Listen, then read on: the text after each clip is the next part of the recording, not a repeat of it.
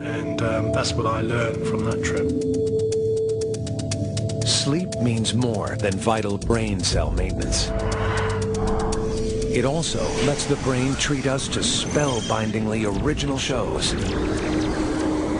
Our minds are screens for dreams. No one can know for sure why we have these mystifying nightly visions. Some say dreams let us unlock the brain's awesome potential.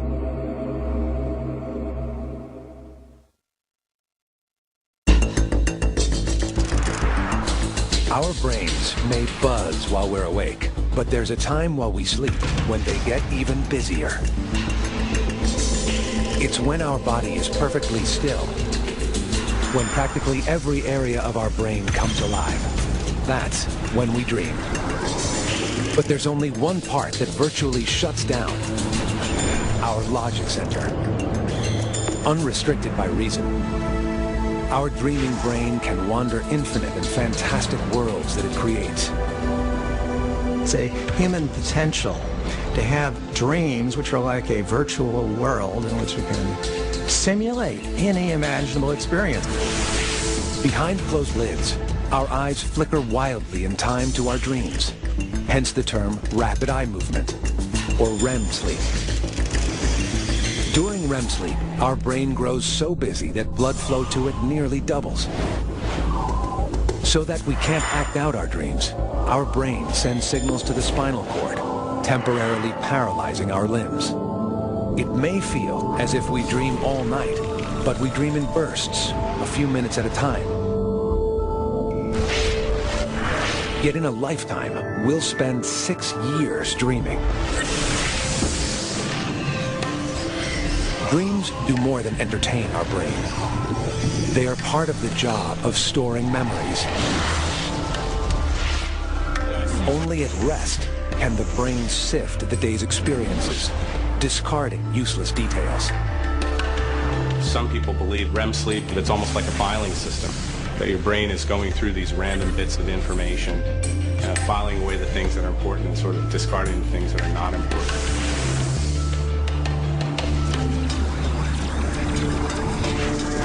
Events occurring while we're awake are only stored in temporary memory. In dreams, we throw away irrelevant material and file useful information into permanent storage. We know that when you go to sleep at night, especially during REM sleep or dreaming sleep, that's when your memories are consolidated. That's when you learn more things. In fact, it's very clear that if you study and then sleep, you're going to do better on the test the next day. As opposed to what most people do is, let's stay awake cramming and take the test. That sleep is critical for memory and learning.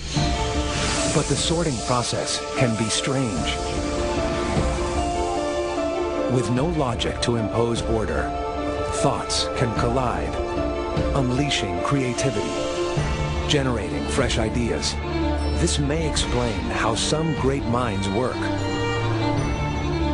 Einstein's dream of traveling on a sled at the speed of light influenced his theory of relativity. Nobel Prize winner Niels Bohr revolutionized physics when a dream of horses offered a clue to atomic structure.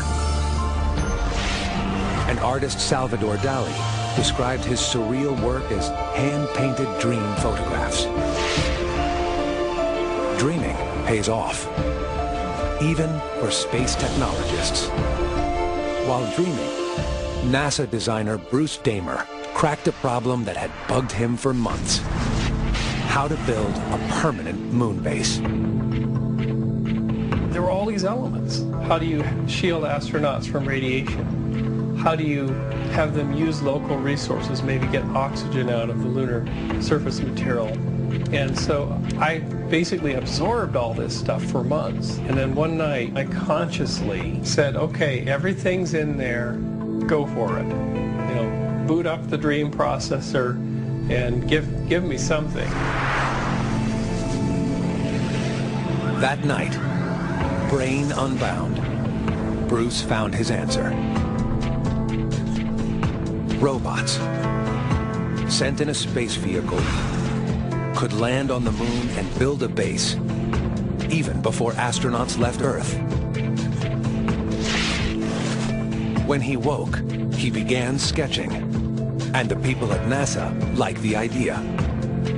The NASA civil servants who have written reports about how innovative the work is and how forward-thinking it is. And I credit this to sort of the unfettered world of dreams.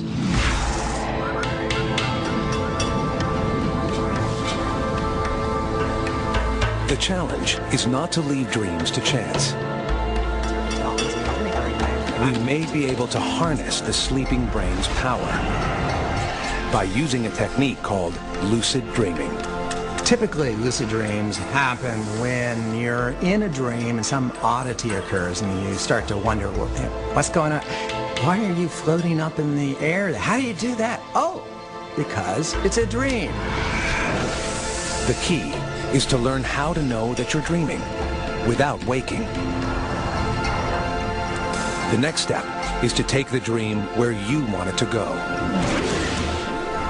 To help, Stephen LaBerge made an ingenious mask. Inside, sensors detect rapid eye movement. The mask flashes a light, bright enough to pass through your eyelids, but not bright enough to wake you up. It's a gentle signal that you're dreaming. With practice, you can steer your dreaming brain, guiding your mind into uncharted territory. There are many different kinds of applications of lucid dream. For example, if you're an artist, want a new painting idea, you walk into the next room with the thought that there will be a new painting on the wall there, and what do you know, there is the painting. Managing dreams may be the only chance we get to influence what's normally out of our control. Our brain. There's no more complex or mysterious organ than the human brain.